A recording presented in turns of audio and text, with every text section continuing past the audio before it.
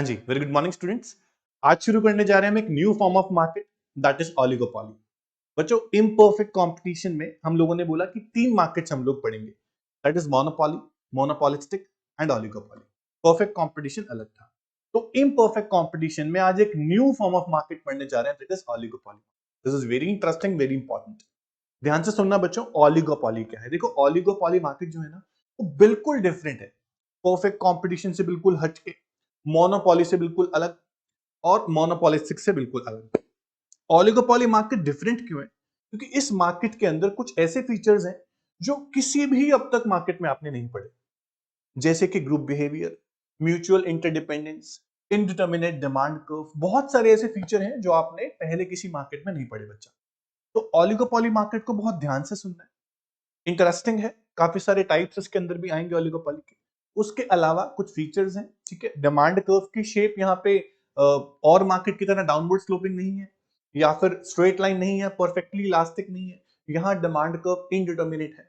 अगर इनडिटर्मिनेट है तो क्या कोई स्पेसिफिक डिमांड कर्व नहीं आ सकता? ऐसा कुछ किसी इकोनॉमिक्स ने थ्योरीज दी, वो भी हम पढ़ेंगे। और क्या बोला कि अगर डिमांड कर्व हो सकता है तो कैसा हो सकता है, अजम्पशन बेस्ड थ्योरी जो लोगों ने दी। तो हम इन सारी चीजों को बहुत ध्यान से पढ़ेंगे बच्चों। आप क्लास में बने रहिएगा, ओलिगोपोली के ध्यान से सुनो। सबसे पहले बताऊंगा आपको कि मीनिंग क्या है ओलिगोपोली का, उसके बाद बताऊंगा उसके फीचर्स क्या है। तो एग्जाम्पल के साथ देखो बच्चों, ओलिगोपोली, ओलिगो मतलब क्या है? फ्यू। देखो, पॉली मतलब तो हमेशा सेलर है, ओलिगो मतलब क्या है? फ्यू। मोनो मतलब क्या था? सिंगल। बच्चों, ओलिगोपोली जहां पर फ्यू सेलर्स हैं। कितने sellers? Few sellers. Sir, few मतलब क्या होता है? बच्चों, फ्यू मतलब होता है विच कैन बी काउंटेबल। हम कुछ इकोनॉमिक्स की डेफिनेशन पढ़ते हैं, तो कुछ इकोनॉमिक्स क्या बोलते हैं कि 2 से लेके 10 तक, 2 to 10 अगर सेलर्स हैं मार्केट में, बड़े सेलर्स, फ्यू नंबर है पर साइज लार्ज है, 2 से लेके 10 तक सेलर है, तो हम बोलते हैं ओलिगोपोली। ठीक है। पर कभी कभी ये अजम्पशन रिलैक्स हो जाती है, 10 से ऊपर भी हो जाते हैं, but which can be countable. ये परफेक्ट आंसर है, which can be countable. But अगर ऑप्शंस में आपको आता है कि कितने सेलर होते हैं, तो 2 से लेके 10 तक अगर ऑप्शन हो तो ओलिगोपोली बोल सकते हैं। एक हो तो ओलिगोपोली नहीं बोलेंगे, कि मोनोपोली बन गया ना, एक सेलर है तो। अगर 2 हैं तो ड्यूओपोली बोलते हैं, as a part of oligopoly. तो 2 से लेके 10 तक अगर सेलर है, हम बोलते हैं कि ओलिगोपोली। अब ओलिगोपोली मार्केट में प्रोडक्ट कैसा होता है, एक क्वेश्चन आता है बच्चों। ओलिगोपोली मार्केट के अंदर जो प्रोडक्ट है ना, वो होमोजीनियस भी हो सकता है और डिफरेंशिएटेड भी हो सकता है। मेरी बात समझना, ओलिगोपॉली में दोनों टाइप के प्रोडक्ट हो सकते हैं, होमोजीनियस भी और डिफरेंशिएटेड भी। लेकिन ध्यान रखना, सेलर्स फ्यू हैं बट साइज में लार्ज है। करेक्ट है। हम एग्जांपल के साथ इस चैप्टर को पढ़ेंगे, इस टॉपिक को पढ़ेंगे, अच्छे से डीप में पढ़ेंगे, सुनना ध्यान से। सबसे पहले आपको डिफाइन करता हूं। Oligopoly refers to the market जहां पर कितने सेलर हैं बच्चों? फ्यू सेलर्स हैं। तो ओलिगो मतलब क्या हुआ? फ्यू। और पॉली मतलब क्या हुआ बच्चा? सेल। यहां तक कोई डाउट नहीं होगा आपको। उसके बाद बोल रहा है, they produce and sell such goods which are either differentiated और होमोजीनियस। इस मार्केट में जो प्रोडक्ट बेचता है प्रोड्यूसर, वो होमोजीनियस भी हो सकता है और डिफरेंशिएटेड भी हो सकता है बच्चों। ठीक है। एग्जाम्पल दे रहा है, सुनना ध्यान से। देखो बच्चों, अगर मैं बात करता हूं होमोजीनियस प्रोडक्ट की, इसकी होमोजीनियस प्रोडक्ट की, देखो बच्चों, cement industry, aluminium industry, petroleum industry, इनके प्रोडक्ट में डिफरेंस दिखता नहीं है। फ्यू फर्म्स हैं, लार्ज साइज है। सीमेंट की इंडस्ट्री अगर आप काउंट करो अपने एरिया में, अगर आप काउंट करो तो आपको 5, 7, 8, 9, 10 सीमेंट्स इंडस्ट्रीज दिख जाएंगी, और बहुत ज्यादा नहीं है, फ्यू काउंटेबल है। तो सीमेंट इज होमोजीनियस और नॉट। देखो बच्चों, सीमेंट को अगर आप अलग अलग रख दें, अलग अलग ब्रांड के पैकेट में से निकाल के अलग अलग कर दें, आप पहचान नहीं पाएंगे कौन सा सीमेंट कौन सी इंडस्ट्री का। समझ रहे हैं? तो सीमेंट इज होमोजीनियस प्रोडक्ट, और ऐसी एल्यूमिनियम होमोजीनियस है, दिखता बिल्कुल सेम है, आइडेंटिकल है। तो इस तरह से कुछ एग्जांपल होमोजीनियस के हो गए। अब अगर हम बात करते हैं डिफरेंशिएटेड प्रोडक्ट की, देखो बच्चों, automobile industry is the perfect example for oligopoly market in case of differentiated product, automobile industry, जिसके अंदर हम बात कर रहे हैं कार्स मार्केट की। कार जो होती है बच्चों, कार के ब्रांड्स की अगर हम बात करें, हम ब्रांड्स की बात कर रहे हैं, ब्रांड्स के अंदर प्रोडक्ट की बात नहीं कर रहे बच्चों। Suzuki, Honda, Hyundai, Ford, Fiat, Mahindra, है ना, इस तरह से टाटा, टोयोटा, ये सब क्या है? ये सब ब्रांड्स हैं। ये फ्यू सेलर्स हैं और इनका जो प्रोडक्ट है, हर ब्रांड की जो कार है अपने आप में अलग है। इतना स्टिफ कंपटीशन है, हर दिन कुछ नया आ जाता है। ठीक है, तो ओलिगोपोली मार्केट में अगर बात करें डिफरेंशिएटेड प्रोडक्ट की, तो आप बोलोगे कौन सी इंडस्ट्री? Automobile industry. समझ में आया बच्चों? उसके बाद तो सबको मिलाकर एग्जांपल जो बन गए वो बन गए सॉफ्ट ड्रिंक्स इंडस्ट्री, ठीक है, petroleum industry, automobile industry, mobile services मतलब कि नेटवर्क्स, एयरटेल, वोडाफोन, आइडिया, ठीक है, जियो, ये सब क्या है बच्चों? ये है मोबाइल सर्विसेज। ये भी फ्यू है।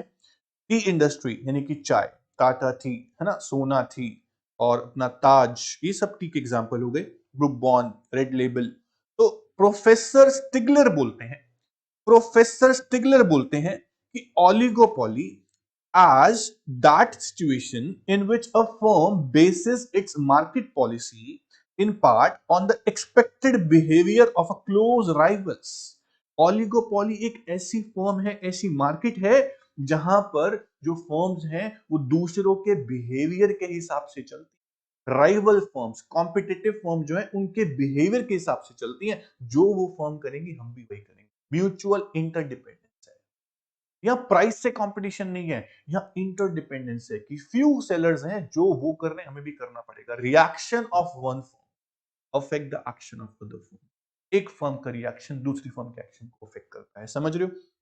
तो in other words, when there are few, यानी 2 से लेके 10, मेरी बात सुनना बच्चों, 2 से लेके 10 सेलर्स हैं और प्रोडक्ट होमोजीनियस भी हो सकता है और डिफरेंशिएटेड भी हो सकता है, उसे बोलते हैं ओलिगोपोली। बहुत ही आसान, बहुत ही क्लियर डेफिनेशन प्रोफेसर स्टिगलर की, याद रखना।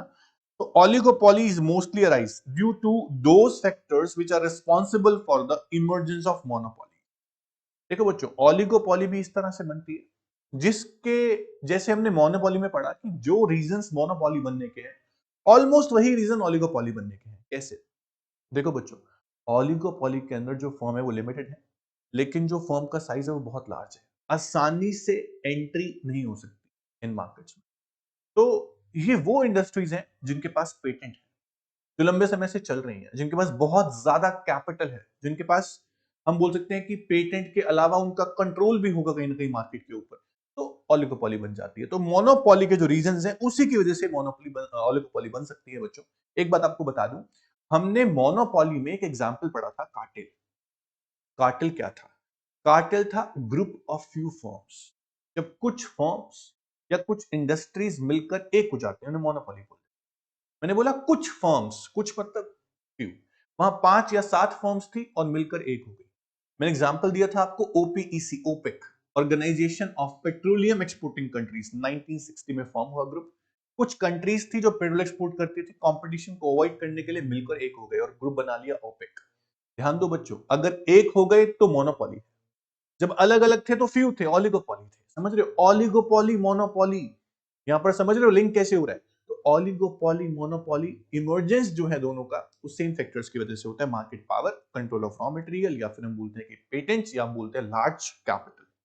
ठीक है, उसके बाद अब सुनना बच्चों, शुरू हो रहा है ओलिगोपोली की कैरेक्टरिस्टिक्स यानी कि फीचर्स। बहुत ही आसान, बहुत ही इंटरेस्टिंग। सबसे पहला फीचर क्या है बच्चों? Few forms. देखो थोड़ी सी फॉर्म है which can be countable, 2 to 10 हम बोलते हैं ना स्टिगलर के हिसाब से, या फिर काउंटेबल हो तो चलेगा, जरूरी नहीं कि 10 ही हो, 10 से ऊपर भी हो सकती है, पर काउंटेबल होनी चाहिए। ठीक है, तो under oligopoly there are few but large firms. थोड़ी सी हैं बट साइज में बहुत बड़ी हैं।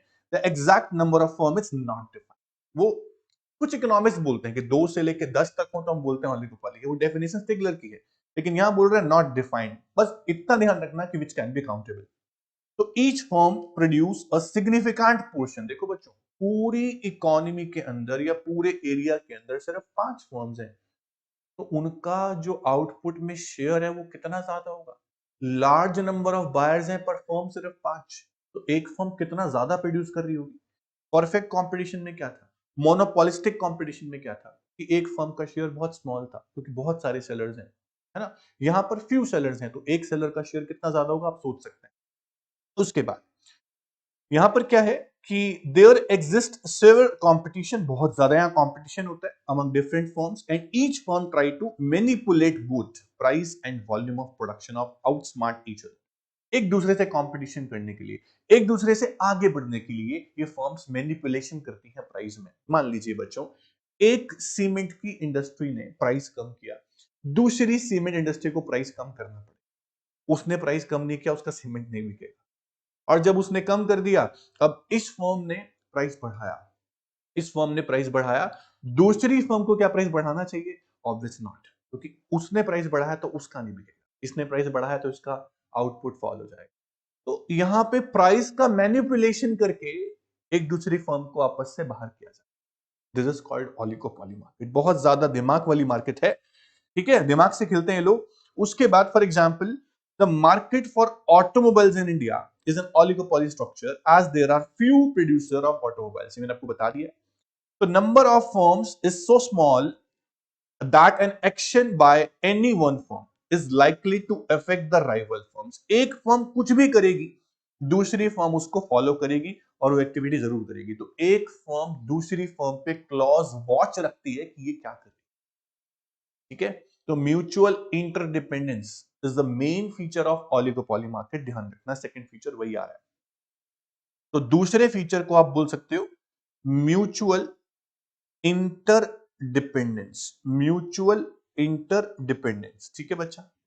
अब सुनना ध्यान से, firms under oligopoly are interdependent. Interdependence means the action of one firm affect the action of other firm. एक फर्म कुछ भी करती है, दूसरी फर्म को करना पड़ता है। मैं एग्जांपल देता हूं, मैंने प्राइस का एग्जांपल आपको दिया। मान लीजिए हम बात करते हैं ऑटोमोबाइल इंडस्ट्री। ऑटोमोबाइल इंडस्ट्री में अगर एक ब्रांड, मान लो मारुति, या मान लो हम किया, लेटेस्ट चल रहा है ट्रेंड में किया, एमजी, ये लोग अपनी गाड़ियों में कुछ ऐसा फीचर निकालते हैं कि किसी और कार में नहीं आ रहा। आपने देखा होगा, जैसे ही एक कार में फीचर आता है ना, दूसरी कंपनी फटाफट से नेक्स्ट प्रोडक्शन असेंबली में वो फीचर निकाल देती है, क्योंकि उसको भी कंपटीशन करना है, उसको भी मार्केट में सरवाइव करना। जो कंपनी जैसा नहीं कर पाती कि जो उसने किया वो मैंने नहीं किया, मैंने फीचर्स बहुत ज्यादा अपनी कार में नहीं दिए जो वो मार्केट में दे रही है दूसरी फर्म, तो मेरी कार नहीं बिकेगी बच्चों। तो ओलिगोपॉली मार्केट में क्या होता है, एक का एक्शन अगर हुआ, दूसरे को भी वो फॉलो करना पड़ता है, तब मार्केट चलती है, वरना नहीं चल सकती। तो a firm considers the action and reaction of the rival, rival मतलब competitive firms, while determining the price and output levels. तो हर एक फर्म देखती है उसका प्राइस क्या है, हमारा प्राइस क्या होना चाहिए। तो यहाँ पे प्राइस और आउटपुट जो लेवल है, वो फर्म खुद डिसाइड नहीं कर रही, वो दूसरी फर्म को देख के डिसाइड कर रही है। म्यूचुअल इंटरडिपेंडेंस, अपने आप का कुछ है ही नहीं। इसलिए बोलते हैं कि ओलिगोपॉली मार्केट में खुद का डिमांड कर्व स्पेसिफिक नहीं होता, क्योंकि डिमांड कर्व हमारा किस पे डिपेंड है, दूसरी फर्म पे डिपेंड है कि वो जो करेगी हमें करना पड़ेगा। उन्होंने प्राइस कम किया तो हमें भी करना पड़ेगा, उन्होंने प्राइस बढ़ाया तो हम नहीं बढ़ाएंगे। तो हमारा कोई स्पेसिफिक डिमांड कर्व आ सकता है क्या? नहीं, हम दूसरों पे डिपेंड है, इसलिए demand curve is indeterminate in oligopoly market. Very important, ये क्वेश्चन बनेगा, ठीक है। उसके बाद एग्जांपल दे रहे हैं, मान लो कि market for cars in India is dominated by few firms. देखो, कार की मार्केट में भी ना, छोटी कार जो है, स्मॉल कार्स, उसमें कुछ फर्म्स की डोमिनेशन बनी हुई, मतलब कि उनका कंट्रोल है पूरी मार्केट पे। जैसे कि छोटी कार्स में हम बात करते हैं तो मारुति एंड सुजुकी की जो कार्स है ना, उनका 80% स्मॉल कार पे कंट्रोल है। मतलब ज्यादा कार जो बिकती है स्मॉल, मारुति की बिकती है, हम ऐसा बोल देते हैं ना, क्योंकि एवरेज है, मतलब माइलेज है, सस्ती भी है, मेंटेनेंस भी कम है, पार्ट्स भी सस्ते हैं, सब ठीक है। तो Suzuki, Tata, Hyundai, Ford, Honda, a change by one firm, एक फर्म अगर कुछ चेंज करती है, मान लो टाटा ने कुछ चेंजेस किए अपने व्हीकल में, मान लो नेक्सॉन में, तो दूसरी फर्म सुजुकी या होंडाई भी अपने व्हीकल में चेंज करेगी। इसे बोलते हैं म्यूचुअल इंटरडिपेंडेंस। करना पड़ता है ये सब, तभी मार्केट चलती है, वरना नहीं चल सकती, ठीक है। आप कुछ नया नहीं दे रहे हो, जो दूसरे वाली फर्म दे रही है, तो आपकी मार्केट कैसे चलेगी बच्चा? उसके बाद समझ में आया यहाँ तक आपको? हमने ओलिगोपॉली मार्केट का मीनिंग पढ़ा। उसके बाद फीचर्स में सबसे पहले पढ़ा हमने फ्यू फर्म्स, फिर हमने पढ़ा इंटरडिपेंडेंस, एग्जांपल हमने पढ़ लिए। अब आपको बताता हूं कि इस मार्केट में प्रोडक्ट कैसा होता है, इसकी बात हम कर चुके हैं। फिर भी एक फीचर यहाँ पे है मेरे पास, 7th वाला पॉइंट है, बाकी बाद में करते हैं। नेचर ऑफ प्रोडक्ट, ये पहले जरूरी है करना बच्चों, प्रोडक्ट पता होना चाहिए आपको कैसा होता है, इसी के बेस पे सारे फीचर्स चल रहे हैं। नेचर ऑफ प्रोडक्ट सुनना ध्यान से, the firms under oligopoly produce homogeneous और डिफरेंशिएटेड, मतलब कि होमोजीनियस और हेट्रोजीनियस दोनों ही प्रोडक्ट ऑलिगोपॉली में प्रोड्यूस होते हैं। ठीक है, हेट्रो भी और होमो भी। अगर फर्म प्रोड्यूस कर रही है होमोजीनियस प्रोडक्ट तो एग्जांपल क्या होगा, सीमेंट और steel is the example of pure और परफेक्ट ऑलिगोपॉली। मेरी बात सुनना बच्चों, जहां पर प्रोडक्ट सेम होता है, होमोजीनियस होता है, उसे बोलते हैं परफेक्ट या प्योर ऑलिगोपॉली। इसके ऊपर क्वेश्चन बनेगा बच्चों, इसको नोट करना। उसके बाद अगर फर्म प्रोड्यूस करती है डिफरेंशिएटेड प्रोडक्ट, उसे बोलते हैं इम्परफेक्ट ऑलिगोपॉली। एग्जाम्पल क्या देंगे, ऑटोमोबाइल इंडस्ट्री में। ठीक है, तो आपने क्या पढ़ा कि ऑलिगोपॉली के अंदर जो प्रोडक्ट है वो होमोजीनियस भी हो सकता है और डिफरेंशिएटेड भी हो सकता है। एग्जाम्पल के साथ हम लोगों ने पढ़ लिया बच्चों। उसके बाद अब आते हैं बाकी के फीचर्स पे, जो ऊपर फीचर्स हैं। थर्ड फीचर है, बड़ा ही इंपॉर्टेंट है, जैसा मोनोपोलिस्टिक में था, याद है बच्चों आपको, मोनोपोलिस्टिक मार्केट में भी प्रोडक्ट डिफरेंशिएटेड थे। जब आपका प्रोडक्ट डिफरेंशिएटेड होता है, देखो ऑलिगोपॉली में तो खास बात ये है कि यहाँ प्रोडक्ट जहां होमोजीनियस भी है ना, वहां भी इनको बहुत ज्यादा एडवर्टीजमेंट सेल्स प्रमोशन करना पड़ रहा है क्योंकि बहुत कम सेलर्स हैं, कंपटीशन बहुत टफ है। तो जरूरी नहीं है कि प्रोडक्ट सिर्फ हेट्रोजीनियस हो तभी कंपटीशन ज्यादा होता है और एडवर्टीजमेंट करनी पड़ती है। कभी कभी ऐसा भी होता है कि प्रोडक्ट होमोजीनियस हो फिर भी एडवर्टीजमेंट करनी पड़ जाती है, जैसे कि ऑलिगोपॉली होता है। देखो बच्चों, सीमेंट, आपने सीमेंट की कितनी ऐड देखी है, कितनी ज्यादा ऐड होती है सीमेंट की। आप कहीं घूमने के लिए जाते हो, बस से ट्रेवल कर रहे हो या रेलवे से ट्रेवल कर रहे हो, तो आपको कितने सारी दीवारों पे अंबुजा सीमेंट के बड़े बड़े पेंटिंग्स दिखते हैं ना, पोस्टर्स दिखते हैं ना, तो बहुत एडवर्टीजमेंट करते हैं लोग। तो इनकी एडवर्टीजमेंट की कॉस्ट इतनी ज्यादा होती है कि अगर मैं ये बोलूं कि संक कॉस्ट की बात करूं तो कोई फर्म इस एडवर्टीजमेंट को देख के मार्केट में एंटर नहीं कर सकती। इतनी ज्यादा एडवर्टीजमेंट करते हैं ये लोग, बहुत ज्यादा एक्सपेंडिचर करते हैं। हम बोलते हैं कि advertisement can be life and death matter for ऑलिगोपॉली।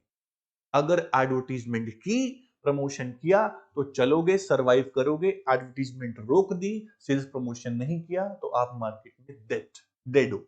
समझ गए, एडवर्टीजमेंट इतना बड़ा फैक्टर है ऑलिगोपॉली के। सुनना ध्यान से, under oligopoly firms are in a position to influence the price. Price को अफेक्ट कर सकती है, हमने मान लिया बच्चों। एक फर्म ने प्राइस कम किया, होंडाई ने अपनी स्मॉल कार, मान लो ग्रैंड आई10 का प्राइस कम किया, तो उसको देखकर मारुति ने अपने स्विफ्ट का प्राइस कम कर दिया, चलेगा। अगर ग्रैंड आई10 ने प्राइस बढ़ाया, होंडाई ने प्राइस बढ़ाया आई10 का, तो स्विफ्ट नहीं बढ़ाएगी क्योंकि उसको पता है कि मैं बढ़ाऊंगी तो मेरी सेल और कम हो जाएगी। तो यहां पर प्राइस वॉर से कोई फायदा नहीं है। मैं कम कर रहा हूं, उसने भी कम कर दिया, मैं बढ़ा रहा हूं, वो नहीं बढ़ा रही, नुकसान मेरे को ही है। तो प्राइस वॉर को अवॉइड करते हैं, ये प्राइस से कंपटीशन बहुत कम करते हैं, ये करते हैं नॉन प्राइस कम स्कीम्स देना। मेरी गाड़ी लो, 3 साल तक फ्री सर्विस देंगे हम आपको। ठीक है, 3 साल या 6 सर्विस आपको फ्री मिलेंगे, ऐसा बोल देते हैं। तो वारंटी आपके एक्सटेंड करके दे देंगे, 2 लाख किलोमीटर तक वारंटी है, जाओ कुछ नहीं, जो भी गाड़ी को होगा हम देख लेंगे, ऐसा टोयोटा बोल देता है। तो बहुत सारी ऐसी चीजें हैं जहां पे कंपटीशन प्राइस से नहीं हो रहा, नॉन प्राइस। तो ऑलिगोपॉली में कंपटीशन ऐसे ही होता है बच्चों। इसका मतलब अगर ऑलिगोपॉली में जो कंपटीशन हो रहा है वो नॉन प्राइस हो रहा है, मतलब प्राइस तो फिर स्टिकी है। स्टिकी मतलब कि प्राइस तो बार बार चेंज नहीं करेंगे ये लोग। जब प्राइस बार बार चेंज नहीं होंगे उसको हम क्या बोलेंगे, उसे बोलेंगे price rigidity. Again, price rigidity. Price rigidity refers to when price does not change for a long time period. बहुत लंबे समय तक या बहुत टाइम में ये फ्रीक्वेंटली प्राइस को बार बार चेंज नहीं करते, इस प्रोसेस को बोलते हैं प्राइस रिजिडिटी। तो ऐसा ऑलिगोपॉली में होता है बच्चा। तो मतलब कंपटीशन कैसे हो रहा है, प्राइस से ना होके नॉन प्राइस हो रहा है, समझना। However, they try to avoid price competition. They try to avoid price competition for the fear of price war. Price war ना हो जाए, और price war से फायदा भी कोई नहीं है। They follow the policy of price rigidity. Long time तक प्राइस को रिजिड मतलब कि कांस्टेंट फिक्स रखते हैं, बार बार चेंज नहीं करते बच्चे। ठीक है, तो firm use other methods like advertising से कंपटीशन करेंगे, बेटर सर्विसेज देंगे, बेटर फीचर्स देंगे ना, आफ्टर सेल सर्विसेज बहुत बढ़िया देंगे। तो if a firm try to reduce the price, देखो प्राइस वॉर करते तो क्या होता है, अगर एक फर्म प्राइस कम करती, राइवल विल आल्सो रिएक्ट, वो भी प्राइस कम करता। इफ एक फर्म ट्राई करती प्राइस को बढ़ाने का, other firm might not do so. वो क्यों करेगी, क्यों प्राइस बढ़ाएगी? आपने बढ़ा दिया, आप बढ़ाओ, उसको अपनी सेल डाउन थोड़ी करनी है। तो इस वजह से ये लोग प्रेफर करते हैं ज्यादातर non price competition rather than price competition. समझ में आ रहा है? बहुत ही आसान तरीके से पढ़ रहे हैं ओलिगोपोली को बच्चों, आपको समझ में आ रहा होगा। उसके बाद चौथा फीचर है barriers to entry of firms. देखो बच्चों, अब तक हमने परफेक्ट कंपटीशन मार्केट में ये पढ़ा कि एंट्री एग्जिट फ्री है, करेक्ट है। उसके बाद मोनोपॉली में पढ़ा कि एंट्री में रेस्ट्रिक्शन है। मोनोपोलिस्टिक में पढ़ा एंट्री एग्जिट अगेन फ्री है। ऑलिगोपॉली में देखो क्या है, ना रिस्ट्रिक्शंस बोलूंगा ना फ्री बोलूंगा। ऑलिगोपॉली में जो एंट्री है उसमें बैरियर्स है। बैरियर्स समझते हो? बैरिगेट समझते हो? पुलिस वालों ने लगा रखे होते हैं ना बैरिगेट्स, मतलब कि एंट्री रिस्ट्रिक्टेड, नहीं जा सकते आप लोग, ठीक है, परमिशन के बिना। तो ऐसी ओलिगोपॉली में है कि बैरियर्स है। किस चीज के बैरियर्स है सर? इतनी आसानी से इतनी बड़ी इंडस्ट्री कोई नहीं खोल सकता। अगर खोल सकता होता तो फ्यू फर्म्स ना होती, बहुत सारी फर्म। बच्चों, सीमेंट और स्टील और ऑटोमोबाइल, इनकी सोचो एक बार कि ऑटोमोबाइल इंडस्ट्री कितनी बड़ी है। एक कार खरीदना, 50 लाख की एक कार खरीदना इतना भारी हो जाता है हम लोगों के लिए कि 50 लाख जा रहे हैं, है ना, दिल बैठ जाता है। तो सोचो, कार बनाने की industry, million billions of rupees आपके लग सकते हैं। तो उसके लिए आप कैसे उस मार्केट में एंटर कर सकते हैं? तो कैपिटल का बैरियर है। इतनी ज्यादा ह्यूज कैपिटल चाहिए कि आसानी से कोई एंटर कर ही नहीं सकता। रिस्ट्रिक्शन नहीं है, गवर्नमेंट मना नहीं कर रही कि आप मत आओ मार्केट में, आप खुद ही नहीं जा सकते। कैपिटल के बैरियर्स हैं, पेटेंट्स हैं, बहुत खर्चा होता है, इसलिए एंट्री में क्या है, बैरियर्स हैं। Very very simple. तो इसीलिए ओलिगोपॉली मार्केट में भी लॉन्ग रन में जो फर्म्स हैं वो अबनॉर्मल प्रॉफिट अर्न करती होंगी, क्योंकि एंट्री तो रेस्ट्रिक्टेड है। रेस्ट्रिक्टेड नहीं है मतलब बैरियर्स हैं, को आ नहीं पा रहा मार्केट के अंदर। समझ रहे हो?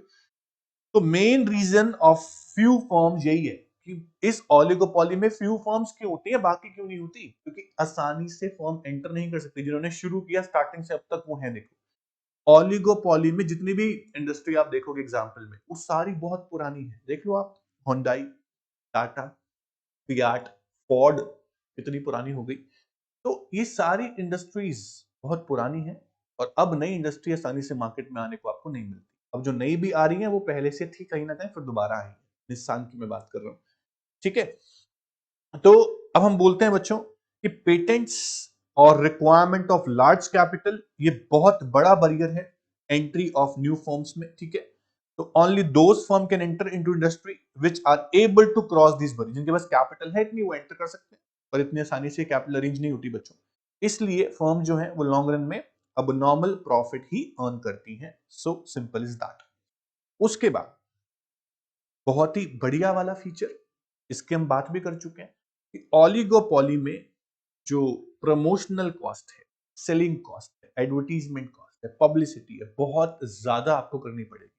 मैंने बोला advertisement can be life and death matter for oligopoly. इतना ज्यादा कंपटीशन यहाँ पे है।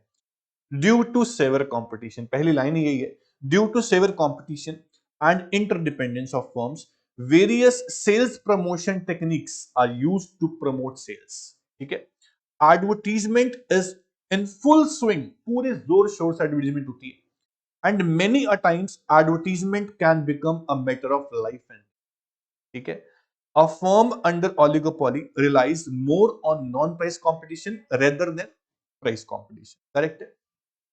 तो सेलिंग कॉस्ट बहुत ज्यादा होती है ओलिगोपॉली में भी और मोनोपोलिस्टिक में भी, पर ओलिगोपॉली में सबसे ज्यादा एडवर्टीजमेंट कॉस्ट होती है। करेक्ट है?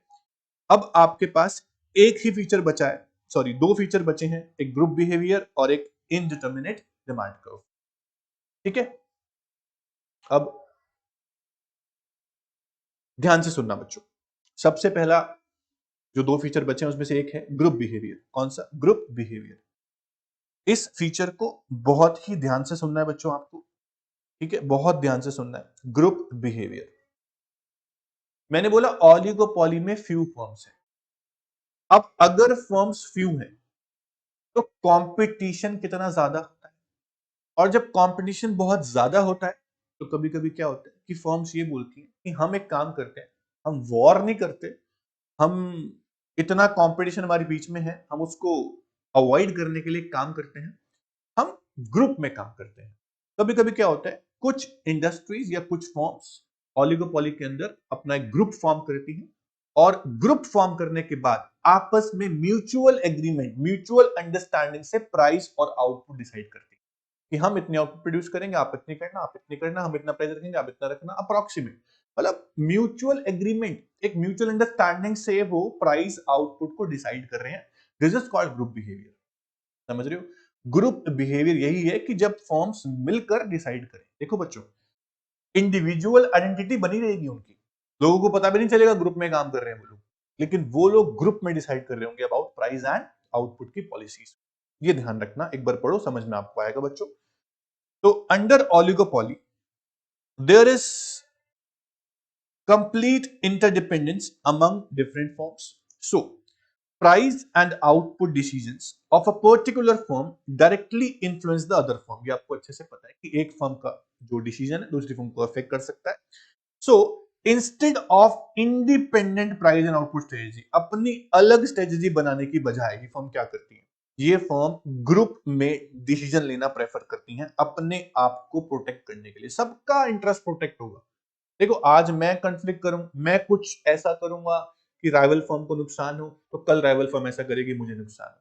तो ऐसा कब तक चलेगा? इस वॉर को अवॉइड करने के लिए वो लोग क्या करते हैं, ग्रुप फॉर्म करते हैं और ग्रुप में डिसाइड करते हैं प्राइस आउटपुट की स्ट्रेटजीज। समझ में आ रहा है? ताकि उनके बीच में जो कंपटीशन थोड़ा कम हो जाए और जो उनको लॉस होता है, उनका जो इंटरेस्ट है वो हो जाए फेवर में। इसलिए वो लोग चाह रहे हैं कि हम ग्रुप में काम कर लेते हैं। तो ग्रुप बिहेवियर मींस कि firm tend to behave as if they were a single firm, even though individually they retain their independence. देखो बच्चों, हमें पता भी नहीं चलता कि वो ग्रुप में काम कर रहे हैं, अपनी इंडिविजुअल आइडेंटिटी को बनाकर रखते हैं। इंडिपेंडेंस पूरी है एक फर्म को, बस प्राइस और आउटपुट की स्ट्रेटजी को मिलकर डिसाइड किया जा रहा है। वो ये नहीं, ऑर्डर्स नहीं है किसी और से कि आप यही करोगे, ऐसा नहीं। ठीक है? तो ग्रुप बिहेवियर से बात बन जाती है और उसके बाद उन सब का, सारी फर्म, जितनी भी फर्म है, उनका इंटरेस्ट उनके फेवर में हो जाता है। मतलब कि उनका जो फेवर है, प्रॉफिट हो जाते हैं या कोई लॉस होने से बच जाता है, ये उनका इंटरेस्ट है। ठीक है? उसके बाद अब एक और फीचर है हमारे पास, इनडिटर्मिनेट डिमांड कर्व। देखो बच्चों, मैंने आपको बोला कि ओलिगोपोली का खुद का अपना डिमांड कर्व कोई डेफिनाइट नहीं। क्यों नहीं होता? अब तक हमने बहुत सारी मार्केट में पढ़ा कि प्राइस कांस्टेंट होते हैं इसलिए डिमांड कर्व परफेक्टली इलास्टिक होता है। फिर पढ़ा प्राइस फॉल करते हैं तो आउटपुट ज्यादा बेच सकते हैं लोग, तो डिमांड कर्व डाउनवर्ड स्लोपिंग होता है। क्या आपने ओलिगोपोली में ऐसा पढ़ा कि प्राइस कांस्टेंट होता है? नहीं। क्या ये पढ़ा आपने कि प्राइस फॉल करने के करेंगे तो आउटपुट ज्यादा सेल कर पाएंगे? बोला हमने प्राइस वॉर तो होता ही नहीं यहाँ पे। तो ओलिगोपोली में कुछ ऐसी स्ट्रेटजी ही नहीं है कि डिमांड कर्व आ सके, क्योंकि ये फॉर्म्स जो हैं आपस में म्यूचुअली इंटरडिपेंडेंट है। हमने पढ़ा action of one firm affect the action of other. तो यहाँ पे जो डिमांड कर्व है वो दूसरी फर्म्स पे, कभी डिमांड कर्व कहां होता है, कभी डिमांड कर्व कहां होता है, demand curve keeps on shifting. There is no definite shape of demand curve in oligopoly market, so we can say that demand curve is indeterminate. Reason पूछेंगे, why demand curve is indeterminate? आप बोलोगे due to mutual interdependence and price rigidity. Change करते हैं price को, लेकिन long time तक constant भी रखते हैं, तो डिमांड कर्व की शेप प्रॉपर पता नहीं चलती कि कैसे आए। समझ रहे हो? सुनना, under oligopoly the exact behaviour pattern of producer can not be determined with certainty. Certainty नहीं है। So demand curve faced by an oligopolist is indeterminate, मतलब अनसर्टेन डिमांड कर्व होता है। As firms are interdependent, this is the most important reason, interdependency की वजह से demand curve जो है वो इनडिटर्मिनेट है। A firm can not ignore the reaction of rival firm. किसी राइवल फर्म ने कुछ रिएक्शन दिया है तो मेरे को इग्नोर नहीं करना, मुझे उसको फॉलो करना है, तभी मार्केट में मैं चल पाऊंगा। इसलिए मैं भी प्राइस चेंज करूंगा तो मेरा डिमांड कर्व भी बदल जाएगा अपने आप ही। उस फर्म ने कुछ किया, इफेक्ट मुझे पड़ा। करेक्ट है? तो any change in price by one firm may lead to change in price by competing firms. So demand curve keeps on shifting and it is not definite. So we can say that rather it is indeterminate. समझ में आया बच्चों? तो demand curve जो है oligopoly में वो कैसा है?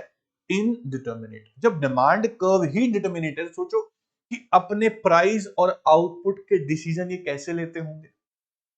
उसी के बारे में नेक्स्ट टॉपिक है। ओलिगोपोली मार्केट में, सॉरी, ओलिगोपॉली मार्केट में एक फर्म प्राइस और आउटपुट के डिसीजन कैसे लेती है जब डिमांड कर्व इंडिटरमिनेट है। तो उसके लिए पढ़ेंगे हम 2-3 फीचर्स, 2-3 अप्रोच। सुनना ध्यान से बच्चों। इसके बाद फिर हम पढ़ेंगे कि डिमांड कर्व पे कुछ इकोनॉमिस्ट ने थ्योरीज दी। उनमें से जो फेमस थ्योरी है पॉल ए स्वीजी, अमेरिकन इकोनॉमिस्ट की, वो हम पढ़ेंगे कि डिमांड कर्व की शेप उन्होंने बताई कि कैसी हो सकती है। ठीक है? उसके बाद ये टॉपिक खत्म हो जाएगा। तो शुरू करते हैं। Price and output decision in an oligopolistic market. ध्यान से सुनना। Oligopoly describe the operation of number of large corporations in the world. The operations of these market are characterized by strategic behavior of small number of rival firms. यहाँ बहुत कम firms हैं और उनका जो decision है वो एक प्रॉपर स्ट्रेटजी फॉर्म करते हैं। वो स्ट्रेटजी क्या है उनके बारे में हम पढ़ेंगे। कह रहे कि the extent of power as well as profit depends to a great extent on how rival firm react. उनकी जो पावर है, उनकी जो प्रॉफिट है, वो डिपेंड किस पे करते हैं कि दूसरी फर्म कैसे रिएक्ट करेगी। करेक्ट है ना?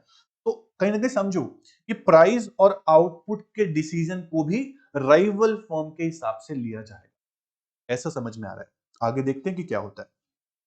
If the behaviour is less competitive, that is if the rival firm behave in cooperative manner, तो firm will enjoy the market power and can charge the price above the market cost. अगर rival firm जो है वो competition नहीं दिखा रही है, वो कॉपरेशन दिखाना चाहती है, तो मेरी मार्केट पावर बढ़ सकती है और मैं कितना भी प्राइस चार्ज कर सकता हूं, मार्जिनल कॉस्ट से भी ज्यादा प्राइस चार्ज कर सकता हूं। अगर सामने वाली फर्म कंपटीशन दिखा रही है तो मुझे मार्जिनल कॉस्ट पे ही प्राइस चार्ज करना पड़ेगा, उससे कम नहीं तो लॉस होगा मुझे। तो इस तरह से डिपेंड करता है कि सामने वाली फर्म क्या करेगी। सामने वाली फर्म कॉपरेशन में है मेरे साथ या कंपटीशन में, तब मेरे डिसीजन जो है वो अलग अलग होंगे। अगर कॉपरेशन में है तो मेरा प्राइस जो होगा वो मार्जिनल कॉस्ट से मैं ज्यादा भी चार्ज कर सकता हूँ, प्रॉफिट कमा सकता हूँ। और अगर कंपटीशन में है तो मेरे को प्राइस कम रखना पड़ेगा। समझ रहे हो? तो डिपेंड करता है कि सामने वाली फर्म का रिएक्शन क्या है। मैंने बोला आपको कि यहाँ पे डिमांड कर्व तो है नहीं, तो रिएक्शन के बेस पे प्राइस सेट किए जा रहे हैं, आउटपुट सेट की जा रही है। करेक्ट है?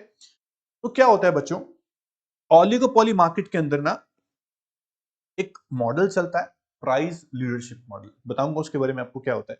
पहले आप ये सुनो कि oligopolist firm has a has to behave strategically. उसको स्ट्रेटेजी के हिसाब से बिहेव करना होता है। It has to consider whether rival firm will keep their price and quantity constant when it make changes in its price और quantity. When a oligopolist firm change its price, it rival firm will retaliate to react and change their price also. ये बात मैंने आपको बहुत बार बता दी है बच्चों कि आपको ये देखना पड़ता है कि मैं अगर प्राइस चेंज करूंगा तो सामने वाली फर्म का रिएक्शन क्या होगा, तो मेरे प्रॉफिट कैसे अफेक्ट होंगे। अगर सामने वाली फर्म चेंज कर रही तो मुझे क्या करना है। तो इस स्ट्रेटजी पे डिपेंड करता है कि आपके प्रॉफिट कितने होंगे, आपकी मार्केट पावर कितनी होगी। करेक्ट है? तो ऑलिगोपॉलिस्टिक फर्म जो है can not have sure and determined demand curve, पढ़ चुके हैं। तो demand curve keeps on shifting as the rival change their price in reaction to the price change made by it. Now, when an oligopolist does not know its demand curve, what price and output he will fix? ये बात मैं पहले बोल चुका हूं आपको। जब demand curve ही नहीं पता कैसा होगा तो कैसे आप प्राइस और आउटपुट को असरटेन कर लोगे। तो इकोनॉमिस्ट ने बोला कि हमारे पास बहुत सारी स्ट्रेटजीज होती हैं, बिहेवियर पैटर्न ने स्टडी किया हुआ है। उस बिहेवियर पैटर्न को स्टडी करने के बाद कुछ हमारे पास स्ट्रेटजी है हमारे सामने। तो ऑलिगोपॉली के अंदर 2-3 मॉडल्स हैं, डिस्कस करेंगे कि कैसे कैसे ये लोग प्राइस और आउटपुट सेट करते हैं। नॉलेज वाला टॉपिक है बच्चों कि ऑलिगोपॉली में डिमांड कर्व तो है नहीं, तो कैसे प्राइस और आउटपुट को सेट किया जाता है। सबसे पहला मॉडल क्या है, सुनना बच्चों ध्यान से। कह रहे हैं कि economist have established a number of price output models. उनमें से कुछ मॉडल्स आपके सामने हैं, वो सुनना ध्यान से कि क्या है बच्चों। सबसे पहला बहुत ही इंपॉर्टेंट है बच्चों, कुछ नेम मार्क कराऊंगा इकोनॉमिस्ट के और मॉडल के, उसे ध्यान रखना। कह रहे कि इट इज एज्यूम बाय, मेरी बात सुनना बहुत ध्यान से, अब इंपॉर्टेंट है। अब तक इंट्रोडक्शन था, मैंने आराम से पढ़ लिया उसको, यहां समझने वाली बात आ गई। अब मैं बहुत आराम से चलूंगा। It is assume by some economists that oligopolistic firm ignore their interdependence and make their decision independent. कभी कभी क्या होता है, ऐसा होता है बच्चों, तभी बता रहे। कभी कभी क्या होता है कि बहुत सारी फर्म्स इंटरडिपेंडेंसी को भूल जाती है कि जो वो करना है करने दो, मैं इंडिपेंडेंटली अपने डिसीजन खुद लूंगा अपने हिसाब से। व्हेन इंटरडिपेंडेंस इज इग्नोर्ड, अगर ऐसा होता है इंटरडिपेंडेंस को आप इग्नोर कर रहे हो, जो वो कर रहा है उसको फॉलो नहीं कर रहे आप, उसको इग्नोर कर रहे हो। The demand curve become definite, उस समय पर आपका डिमांड कर्व खुद का आ जाता है, तो आप इक्विलिब्रियम आउटपुट निकाल लेते हो क्योंकि आपका डिमांड कर्व ही आ गया by equating M R is equals to MC. अब तक ऐसे किया ना हमने कि जहां पे एम आर बराबर एमसी होगा वहां पे हम आउटपुट डिटरमाइन कर लेंगे। जब डिमांड कर्व डेफिनाइट है, आप ऐसा सिर्फ उस केस में कर सकते हो और किसी केस में, पर ये चीज ज्यादा लंबे समय तक नहीं चलती, ये मॉडल नहीं चलता, हमें इंटरडिपेंडेंस को फॉलो करना होता है। ये अजम्पशन है इकोनॉमिस्ट की कि अगर वो फर्म जो ओलिगोपॉली में है वो इंटरडिपेंडेंस को भूल जाएं। देखो इकोनॉमिस्ट अपने आप थ्योरी निकाल रहे हैं, इकोनॉमिस्ट अपने आप अजम्पशन निकाल रहे हैं कि अगर वो फर्म्स इंटरडिपेंडेंस को भूल जाएं तो खुद का डिमांड कब आ जाएगा, और एमआरएमसी अप्रोच से आप निकाल लोगे इक्विलिब्रियम, दैट्स इट। दूसरी दूसरी अजम्पशन क्या है? सम economist assume that oligopolist is able to predict the reaction pattern of his competitive या competitor on the basis of his prediction। कभी कभी फर्म क्या करती है बच्चों? प्रिडिक्शंस करती है। क्या करती है? प्रिडिक्शंस। तो प्रिडिक्शन किसकी हो सकती है बच्चों? प्रिडिक्शन हो सकती है कि राइवल फर्म्स का प्राइस क्या होगा, राइवल फर्म की आउटपुट क्या होगी, उसके बेस पे हम अपनी आउटपुट का डिसीजन ले लेते हैं और प्राइस का डिसीजन भी ले सकते हैं। अब क्या हुआ बच्चों? बहुत सारे इकोनॉमिस्ट ने अपने अलग अलग मॉडल्स दिए। कॉर्नेट ने अपना अलग मॉडल दिया, टेकलबर्ग्स ने अपना अलग मॉडल दिया, ठीक है, बर्ट्रैंड ने अपना अलग मॉडल दिया। तो तीन मॉडल हम पढ़ने जा रहे हैं। सबसे पहला मॉडल है कॉर्नेट का। देखो बच्चों ध्यान से सुनना। बोल रहा है कॉर्नेट मॉडल में क्या होता है? कॉर्नेट मॉडल ये बोलता है कि फॉर्म्स का जो मेन वेरिएबल है वो है आउटपुट। फॉर्म जो है वो आउटपुट को प्रिडिक्ट करती है कि सामने वाली फॉर्म्स की आउटपुट क्या होगी, हम अपनी आउटपुट ये रखते हैं। मतलब कॉर्नेट मॉडल में ये बोला गया है कि फॉर्म्स जो है ओलिगोपॉली के अंदर वो कॉल्यूट नहीं करती, कॉल्यूजन नहीं करती, कॉपरेट नहीं करती, मिलकर काम नहीं करती। वो आउटपुट का बिहेवियर देखती है कि क्या होगा, उसे प्रिडिक्ट करती है, उसके बाद अपना आउटपुट सेट कर लेती है विद कॉन्ट्रास्ट टू प्राइस। ठीक है। तो लेकिन स्टेकलबर्ग मॉडल क्या बोलता है? स्टेकलबर्ग मॉडल ये बोलता है कि ओलिगोपॉली के अंदर एक ऐसी फर्म हमेशा होती है जो लीडर फर्म होती है, जिसका शेयर बहुत ज्यादा है मार्केट में, जो बहुत बड़ी फर्म है, पुरानी है, रिस्पेक्टफुल फर्म है। वो अपनी आउटपुट सबसे पहले कमिट कर ले कि मेरी आउटपुट ये रहेगी। उसको देखकर जो उसकी फॉलोअर्स फर्म है, जो छोटी फर्म्स है, वो अपनी अपनी आउटपुट डिसाइड कर लेती हैं अपने प्रॉफिट मैक्सिमाइज करने। करेक्ट है ना? इस तरह अपने आप आउटपुट डिसाइड हो जाती है सभी फर्म। लेकिन जो बर्ट्रैंड मॉडल है वो क्या बोलता है कि price is the control variable for firms and each firm independently sets its price in order to maximise profit. Bertrand model ये बोलता है कि ओलिगोपॉली में जो फर्म्स है वो खुद अपने प्राइस सेट करती हैं, ठीक है, किसी पे डिपेंड नहीं है। मतलब तीनों में कॉल्यूजन तो नहीं हो रहा है, कॉल्यूट तो नहीं हो रही है, अपने प्रॉफिट मैक्सिमाइज करने के लिए अपने आप प्राइस को सेट किया जा रहा है। तो ऐसे तीनों मॉडल देखो, ओलिगोपॉली में सभी मॉडल ऑपरेट होते हैं, रियलिटी में होते हैं। तो ये सारे मॉडल्स के बेस पे अलग अलग फर्म्स अपने प्राइस और आउटपुट डिसाइड कर सकती है, इनके बेस पे ऐसा देखा गया, रिसर्च की गई। अब मेरी बात सुनना, एक थर्ड अप्रोच भी है प्राइस और आउटपुट डिसाइड करने के लिए। थर्ड अप्रोच देखो, अब तक हमने कहीं नहीं पढ़ा फर्स्ट सेकंड अप्रोच में कि कॉल्यूजन होगा। फर्स्ट अप्रोच में ये पढ़ा कि फर्म्स इंडिपेंडेंटली बिहेव कर रही हैं, इंडिपेंडेंटली, किसी पे डिपेंड नहीं है। करेक्ट है। सेकंड में ये पढ़ा कि प्रिडिक्शंस कर रही हैं दूसरी फर्म को देख के, प्रिडिक्शंस कर रही हैं राइवल फर्म्स को देख के। करेक्ट एकदम। लेकिन तीसरी अप्रोच क्या है? यहां कोई इंडिपेंडेंसी नहीं है, कोई प्रिडिक्शन नहीं है। यहां क्या करती हैं फर्म? सीधा ऑफर करती हैं, हम कॉल्यूट हो जाते हैं, हम कॉपरेशन में आ जाते हैं, हम मिलकर काम करते हैं और ग्रुप फॉर्म कर लेती हैं, जिसको बोलते हैं हम कार्टेल। Example is OPEC. ठीक है, सुनना ध्यान से। The third approach is that oligopolist, oligopolist कौन है? जो ओलिगोपॉली चला रहे हैं, ओलिगोपोलिस्ट है, ऑनर ऑफ द ओलिगोपॉली। तो वो क्या करते हैं? Enter into agreement, enter into agreement and try to pursue their common interest. अपने कॉमन इंटरेस्ट को देखते हुए, सारी फर्म्स को फायदा कब होगा, ठीक है, उसको देखते हुए दे जॉइंटली एक्ट एज मोनोपोली। भाई 5 फर्म्स हैं, पांचों मिलके एक हो गई एज मोनोपोली, एक होगी मतलब मोनोपोली, बट इंडिविजुअल एंटिटी उनकी रिटेन है। तो मिलकर डिसाइड करती हैं प्राइस को और आउटपुट को, ताकि उनके ज्वाइंट प्रॉफिट मैक्सिमाइज हो, किसी को लॉस ना। सबसे अच्छा तरीका ये होता है। तो they will then share the profits, market और output among them as agreed. अपनी अपनी आउटपुट डिसाइड कर लेंगे एग्रीमेंट से कि हम ये इतना प्रोड्यूस करेंगे, इससे ज्यादा प्रोड्यूस नहीं करेंगे, हमारा प्राइस इतना होगा, इससे ज्यादा नहीं होगा, ताकि सबके प्रॉफिट मैक्सिमम से किसी को नुकसान ना। तो इस तरह से एंटर इनटू एग्रीमेंट, कॉल्यूजन और फॉर्मिंग अ कार्टेल। ये कार्टेल बनाते हैं। कार्टेल क्या होता है सबको पता है। Cartel refers to group of few firms जहां पे प्राइस आउटपुट को डिसाइड किया जाएगा, ठीक है।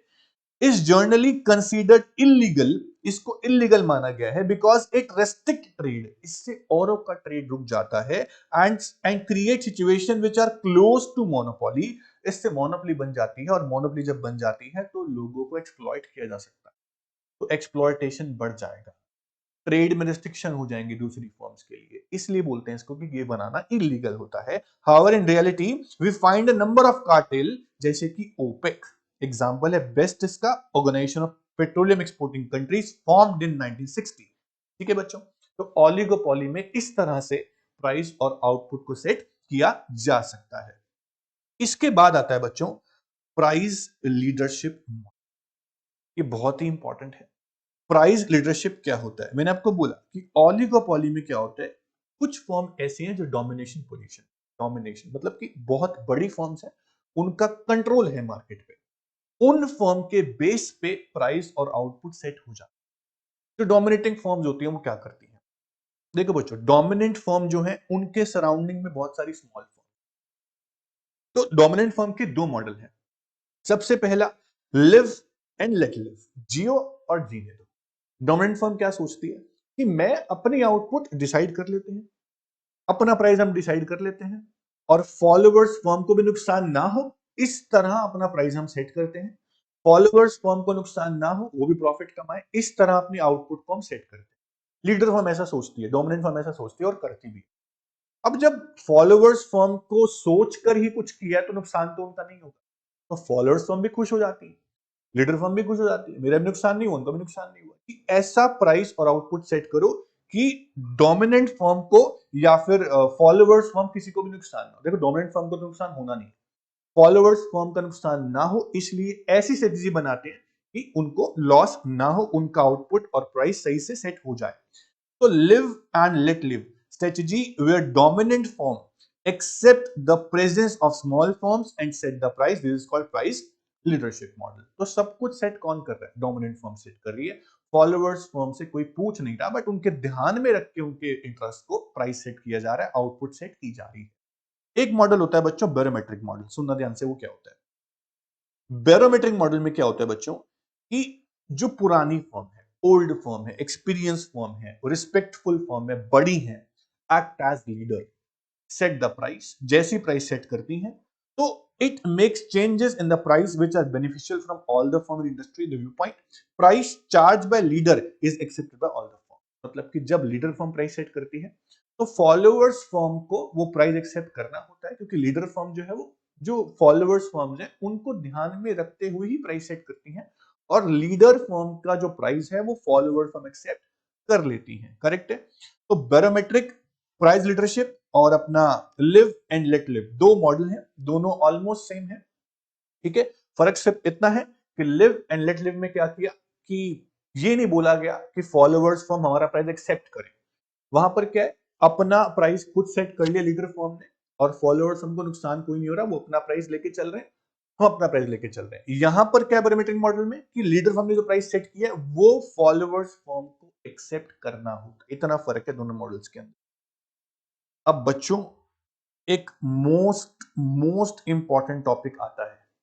अब तक हमने ये पढ़ा है कि ओलिगोपॉली के अंदर जो डिमांड कर्व होता है वो इनडिटर्मिनेट होता है, फॉर्म्स का अपना खुद का कोई डेफिनाइट डिमांड कर्व नहीं है, क्योंकि फॉर्म्स इंटरडिपेंडेंस में चलती हैं, म्यूचुअल इंटरडिपेंडेंस से चलती हैं। अब कुछ इकोनॉमिस्ट ने इस चीज पर रिसर्च किया कि क्यों नहीं होता डिमांड कर्व, अगर डिमांड कर्व हो सकता होता तो कैसा होता, कैसा डिमांड कर्व आ सकता है, उन्होंने रिसर्च किया। रिसर्च करने के बाद सबसे फेमस थ्योरी जो हो गई ना वो अमेरिकन इकोनॉमिस्ट पॉल ए स्वीजी की हो गई। पॉल ए स्वीजी ने क्या बोला कि ओलिगोपोलिस का डिमांड कर्व किंक शेप का हो सकता है। व्हाट इज किंक, किंक मतलब बेंड, झुका हुआ, मार्केट में जो प्राइस चल रहा है उस प्राइस के ऊपर झुका हुआ किंग कैसा होगा आपको दिखाता हूं बच्चों, ध्यान से देखना। This is called king. Market में प्राइस चल रहा है ओपी, इस प्राइस पे डिमांड कर्व झुक गया। देखो बच्चों, जब डिमांड कर्व ऐसा होता है डाउनवर्ड स्लोपिंग, ये स्ट्रेट है, ये बेंड नहीं है। अगर मैं बोलूं कि प्राइस ये चल रहा है, यहां पर डिमांड कर्व ऐसा था, उसके बाद डिमांड कर्व बेंड हो गया, इसे बोलते हैं king. Straight line downward sloping नहीं है, कैसा है, बेंड है, किंग है। तो किंग डिमांड कर्व क्यों आया, इसके रीजन क्या है? अब देखो, जब डिमांड कर्व किंग हो जाएगा ना, तो डिमांड कर्व के दो टुकड़े हो जाएंगे, दो पोर्शन हो जाएंगे। एक पोर्शन ये वाला और एक पोर्शन ये वाला, जिनमें से ऊपर वाला पोर्शन जो है वो मोर इलास्टिक है, ध्यान से देखो, फ्लैटर है, और जो नीचे वाला पोर्शन जो बेंड हो गया वो लेस इलास्टिक है, इन इलास्टिक है, स्टीपर है। तो इसके दो रीजन है। अब ऐसा रिसर्च किया और रीजन भी दे दिए कि इस तरह से किंक होता है, और जो अपर पोर्शन है मोर इलास्टिक होता है। क्यों होता है बताया थ्योरी में। लोअर पोर्शन है लेस इलास्टिक है, क्यों होता है बताया थ्योरी। अब सुनना ध्यान से कि क्या बताया। मैंने आपको बेसिक बता दिया, इकोनॉमिस्ट का नाम बता दिया। अब सुनो ध्यान से बच्चों, डिमांड कर्व की शेप भी आपको मैंने बता दी। अब मैं इसको समझाऊंगा, आप ध्यान से सुनना। In many oligopolistic industries there is price rigidity. आपको पढ़ा है मैंने कि ओलिगोपॉली में लॉन्ग टाइम तक प्राइस रिजिड रहते हैं, कांस्टेंट रहते हैं, क्योंकि ये प्राइस वॉर को अवॉइड करते हैं और म्यूचुअल इंटरडिपेंडेंस रखते हैं। The price remains sticky for a long time, the price remains sticky और inflexible for a long time. Oligopolies does not change the price even if economic condition change, फिर भी ये price change नहीं करते। तो out of many theories explaining price rigidity, the theory of king demand curve hypothesis given by American economist Paul A. Sweezy, ये क्या बोलते हैं Paul A. Sweezy? According to king demand curve, four hypotheses, the demand curve faced by an oligopolist have a kink at the prevailing price level. ठीक है, according to kinked demand curve hypothesis, ये four मेरे ख्याल से गलती से लिखा है बच्चों, इसको काटने से यूज नहीं है, लॉजिक नहीं है कोई भी, ठीक है। आप सुनना ध्यान से, according to kinked demand curve hypothesis, the demand curve faced by an oligopolist have a kink at a prevailing price level. Prevailing price का मतलब क्या है, जो मार्केट में चल रहा है ओपी प्राइस, इस प्राइस पे डिमांड कर्व बेंड हो जाता है। अब क्यों हो जाता है, सुनना ध्यान से।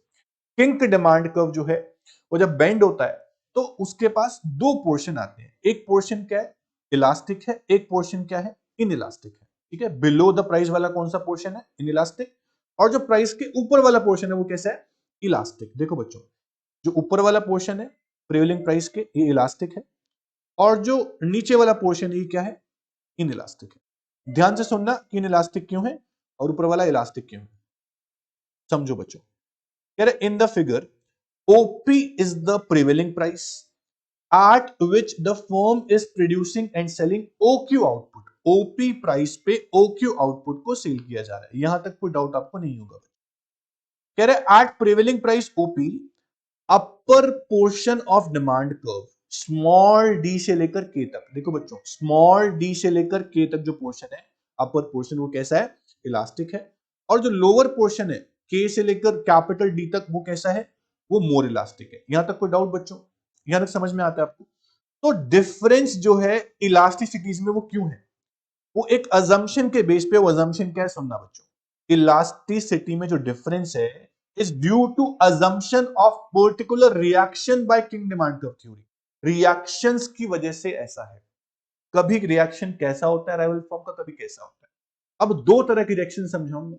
पहले रिएक्शन में क्या समझाऊंगा कि डिमांड कर्व इलास्टिक है, दूसरे रिएक्शन में क्या समझाऊंगा कि डिमांड कर्व इनलास्टिक है। सुनना बच्चों ध्यान से। सबसे पहला रिएक्शन क्या है, इफ एन ओलिगोपोलिस्ट, अगर कोई भी फर्म ओलिगोपोली मार्केट में प्राइस को बढ़ाती है, मान लो दो फर्म है, फर्म ए और फर्म बी, फर्म बी ने प्राइस बढ़ाया, ठीक है, और प्रिवेलिंग प्राइस से ज्यादा कर दिया, जो मार्केट में प्राइस चल रहा है उससे ज्यादा प्राइस कर दिया, मान लो ये कर दिया, ठीक है। जैसे ही एक फर्म ने प्राइस बढ़ाया, वैसे ही क्या हुआ, ही fears that none of his rival firm will follow. उसको डर लगा कि मैं प्राइस बढ़ा दिया तो दूसरी फर्म मेरे को फॉलो नहीं करेंगी, क्योंकि वो अगर प्राइस बढ़ाएंगी तो मेरे, तो उनके कस्टमर लूज होंगे, इसलिए प्राइस वो बढ़ाएंगे ही नहीं, ठीक है। तो therefore he will lose customers to them and there will be substantial fall in his sales। देखो बच्चों, अब एक फर्म ने प्राइस बढ़ाया, फर्म बी ने प्राइस बढ़ाया और फर्म ए ने नहीं बढ़ाया, तो जो बी के सारे कस्टमर्स हैं वो ए के पास चले जाएंगे और जिस फर्म ने प्राइस बढ़ाया उसकी सेल में बहुत ज्यादा फॉल होगा, बहुत ज्यादा फॉल होगा। दस दस demand with respect to price rise above the prevailing price is highly elastic as indicated by upper portion of demand curve, that is। देखो बच्चों, समझ में आया कुछ? पहला रिएक्शन ये है कि अगर कोई फर्म प्रिवेलिंग प्राइस से ज्यादा प्राइस कर देती है, बढ़ा देती है, तो उसके जो कस्टमर्स हैं वो चले जाते हैं दूसरी फर्म पे, उन फर्म पे, राइवल फर्म पे जिन्होंने प्राइस बढ़ाया ही नहीं, उन्हें फॉलो ही नहीं किया। वे क्यों फॉलो करेंगी फर्म्स? तो बहुत सारा लॉस हुआ फर्म को, किसका? सेल्स का। इसलिए ऊपर वाला जो पोर्शन है वो कैसा है? लेस इलास्टिक है। क्लियर है? अब सुनना, यहां पर कोई भी राइवल फर्म फॉलो नहीं कर रही थी। अगर मैं बोलूं कि एक फर्म ने प्राइस कम किया, एक फर्म ने प्राइस कम किया, तो दूसरी फर्म भी प्राइस कम करेंगी। बोलो यस और नो। भाई मैंने प्राइस कम किया, दूसरी फर्म भी प्राइस कम करेंगी। अगर मेरी डिमांड बढ़ रही है, उन्होंने भी प्राइस कम कर दिया, उनकी भी डिमांड अब बढ़ रही है, तो यहां पे बहुत ज्यादा कुछ चेंज नहीं आ रहा है ना सेल्स में। मैंने प्राइस कम किया, मेरी डिमांड बढ़नी चाहिए, मेरी सेल्स बढ़नी चाहिए, बट उसने भी प्राइस कम कर दिया, तो बराबर वापस उस लेवल पे आ गए जहां पहले थे। तो यहां पर कुछ ज्यादा चेंज नहीं आता, इसलिए हम बोलते हैं कि डिमांड में जब लेस रिस्पॉन्स आए, सर लेस रिस्पॉन्स क्यों आ रहा है? अगर सिर्फ ऐसा होता मैं प्राइस फॉल करता, वो फर्म प्राइस फॉल ना करता, तो सारे कस्टमर मेरे पास आ जाते, अब मोर इलास्टिक कर्व होता। अभी क्या हुआ? मैंने प्राइस कम किया तो राइवल फर्म ने भी प्राइस कम कर, अब डिमांड का रिस्पॉन्स कम आएगा, तो demand curve will be less elastic. तो कह रहे this is because rival firms fear that there customer will get diverted into price cutting, तो वो भी प्राइस कम कर देते हैं। ठीक है, और सेल्स में ज्यादा चेंज नहीं आता, इसलिए डिमांड कर्व का जो पोर्शन नीचे वाला है वो लेस इलास्टिक होता है। तो oligopolist will therefore stick to prevailing price. इसलिए क्या होता है बच्चों, इसलिए क्या होता है कि ऑलिगोपोली में ना ही फर्म प्राइस राइज करती है, ना ही फर्म प्राइस फॉल करती है, इसीलिए फर्म्स रहती हैं प्रिवेलिंग प्राइस पे और लॉन्ग टाइम तक प्राइस को रिजिड रखती हैं। इसे ही बोला गया कि प्राइस लॉन्ग टाइम तक रिजिड रहे, इसे बोलते हैं प्राइस रिजिडिटी। इसकी थ्योरी यही थी कि इस वजह से प्राइस ये फिक्स रखते हैं, एक फर्म प्राइस राइज करेगी, दूसरी नहीं करेगी, मेरी सेल्स खत्म हो जाएंगी। मैंने प्राइस फॉल किया, उसने भी फॉल कर दिया, उल्टा प्रॉफिट मार्जिन और कम हो गया, इससे बढ़िया फॉल ही ना करते। तो इसलिए फर्म सारी कहां रहती है? प्रीवेलिंग प्राइस पे रहती है, स्टिकी रखती है अपने प्राइस को, इनफ्लेक्सिबल रखती है, लॉन्ग टाइम तक चेंज बार बार नहीं करती है। इसलिए सभी फर्म्स नॉन प्राइस कॉम्पिटिशन करती हैं और डिमांड कर्व की शेप जो हो सकती है वो किंक हो सकती है, ऐसा बोला अमेरिकन इकोनॉमिस्ट पॉल ए स्वीजी ने। क्लियर है बच्चों? तो हम बोलते हैं इसीलिए जो डिमांड कर्व होता है वो किंक होता है प्रिवेलिंग प्राइस पे और प्राइस लॉन्ग टाइम तक रिजिड रहते हैं, स्टिकी रहते हैं। करेक्ट है? अब छोटा सा टॉपिक आता है कि ऑलिगोपॉली के और भी कुछ टाइप्स हो सकते हैं क्या? ऑलिगोपॉली के कुछ और टाइप हो सकते हैं क्या? देखो बच्चों, कुछ टाइप तो हमने पढ़ ली। अगर किसी ऑलिगोपॉली मार्केट में प्रोडक्ट होमोजीनियस है, उसको बोलते हैं हम परफेक्ट या फिर प्योर ऑलिगोपॉली, या पहले भी पढ़ चुके हो अभी चैप्टर के अंदर। और जिस मार्केट में प्रोडक्ट डिफरेंशिएटेड है, उस मार्केट को हम बोल देते हैं डिफरेंशिएटेड या फिर इम्परफेक्ट ऑलिगोपॉली। जैसे कि ऑटोमोबाइल इंडस्ट्री में प्रोडक्ट डिफरेंशिएटेड है और सीमेंट स्टील में प्रोडक्ट होमोजीनियस है। अगर किसी ऑलिगोपॉली मार्केट में नई फर्म्स एंटर कर सकती हैं जहां पे कम कैपिटल चाहिए, बैरियर्स कम है, उसे बोलते हैं ओपन ऑलिगोपॉली। जहां नई फर्म्स एंटर नहीं कर सकती क्योंकि बहुत ज्यादा ह्यूज कैपिटल लगेगी, पेटेंट होंगे, उसे बोलते हैं क्लोज्ड ऑलिगोपॉली। करेक्ट है ना? उसके बाद ये क्वेश्चन बन सकते हैं इसके ऊपर आपके। अब कभी कभी क्या होता है, कुछ फर्म्स आपस में मिल जाते हैं और ग्रुप फॉर्म कर लेती हैं। एग्जांपल दिया मैंने आपको, कार्टेल। ऐसी ऑलिगोपॉली मार्केट को बोलते हैं कॉल्यूसिव ऑलिगोपॉली। क्या बोलते हैं? कॉल्यूसिव ऑलिगोपॉली बोल लो या कोऑपरेटिव ऑलिगोपॉली भी इसको आप बोल सकते हो। कॉल्यूसिव या फिर कोऑपरेटिव, ये ध्यान रखना। करेक्ट है?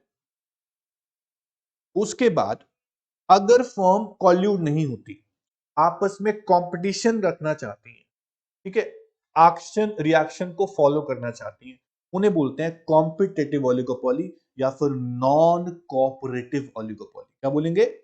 नॉन कोऑपरेटिव ओलिगोपॉली, इस तरह से इसके नाम है। उसके बाद अगर किसी ओलिगोपॉली में एक फर्म लीडर हो, जैसे कि ऑटोमोबाइल की मार्केट में स्मॉल कार्स मारुति लीडर है, सुजुकी लीडर फर्म है, उसे बोलते हैं पार्शियल ओलिगोपॉली। अगर हम बात करें किसी ओलिगोपॉली के अंदर लीडरशिप होती ही ना हो, सब फर्म अपने प्राइस अपनी आउटपुट खुद डिसाइड करते हो, इंडिपेंडेंस हो, उसे बोलते हैं हम फुल ओलिगोपॉली। बहुत सिंपल है बच्चों, पढ़ने से समझ में आ रहा है। अब दो ओलिगोपॉली और बची हैं, इंपॉर्टेंट है, ध्यान से सुनना। कभी कभी क्या होता है बच्चों कि कुछ ओलिगोपॉली मार्केट में सभी फर्म्स किसी सिंडिकेट एसोसिएशन के थ्रू अपने आउटपुट को सेल करती है। मैं एग्जांपल देता हूं, जैसे आपने देखा होगा कि स्टॉक एक्सचेंज एक सिंडिकेटेड ऑर्गेनाइजेशन है जहां पे सारी फर्म्स, सारी कंपनी लिस्टेड अपने शेयर्स बेचती हैं। फर्म खुद अपने शेयर नहीं बेचती, उनके शेयर्स लिस्टेड होते हैं स्टॉक एक्सचेंज, तो स्टॉक एक्सचेंज के थ्रू बेच रही है ना। ऐसे ही ओलिगोपॉली में होता है। कौन सी ओलिगोपॉली में? सिंडिकेटेड, जहां पर फर्म्स जो है ना अपना प्रोडक्ट सेंट्रलाइज सिंडिकेट के थ्रू सेल करती हैं, खुद सेल नहीं करती। अगर खुद की एसोसिएशन बना लेंगी, अगर फर्म्स खुद की सेंट्रल एसोसिएशन बना लेंगी, उसके थ्रू बेचेंगी, उसे बोलेंगे ऑर्गेनाइज्ड ओलिगोपॉली। क्या बोलेंगे?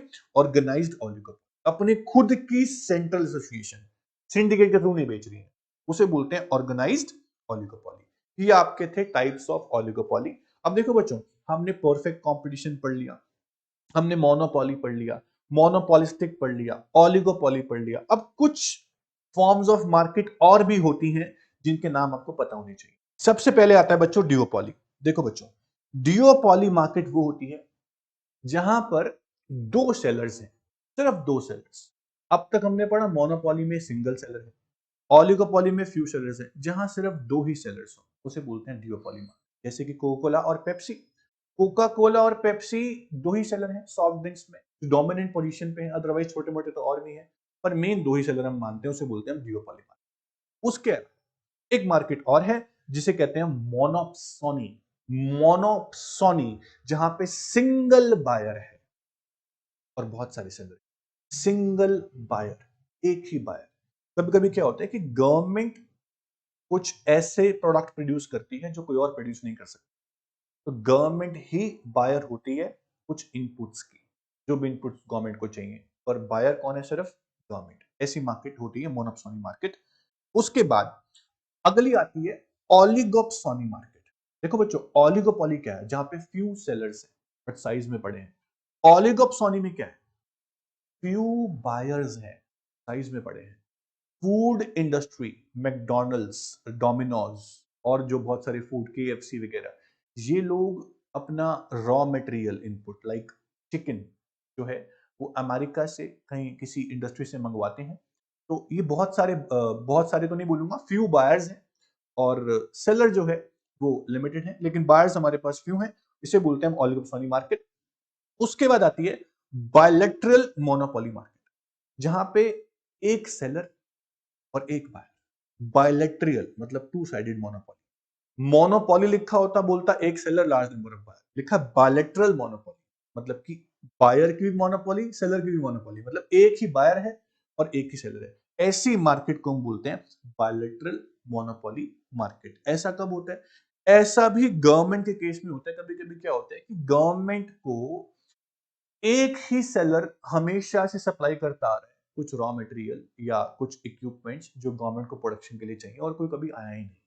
तो एक ही बायर है और एक ही सेलर है, अगर पुराना चलता आ रहा है, इससे बोलते हैं इसको हम बायलैटरल मोनोपोली मार्केट। देखो बच्चों, अभी हमने ओलिगोपोली मार्केट के अंदर सारे फीचर्स और कुछ लीडरशिप मॉडल कर लिए। तो हमारा chapter number 4, forms of market, theory of market, इसमें perfect competition, monopoly, monopolistic, oligopoly सब हो चुका है।